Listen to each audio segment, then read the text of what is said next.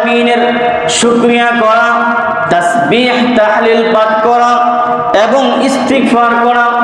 আল্লাহ রাব্বুল আলামিন কোরআনুল কারীমের 30 নম্বর পারায় সূরাতুন নাসর বলেন, ইযা জাআ নাসরুল্লাহি ওয়াল ফাত, যখন আল্লাহ রাব্বুল আলামিনের সাহায্য আসবে এবং সফলতা আসবে, বিজয় আসবে, ওয়া রাআইতান নাসা ইয়াদখুলুনা ফি দীনিল্লাহি আফওয়াজা, এবং মানুষকে আপনি দেখবেন দলে দলে ইসলামের দিকে আসছে, তখন আপনি ফাসাব্বিহ বিহামদি রাব্বিকা, এক নম্বর হলো আপনি আপনার প্রভুর প্রতি তাসবিহ করুন, ফাসাব্বিহ বিহামদি রাব্বিকা।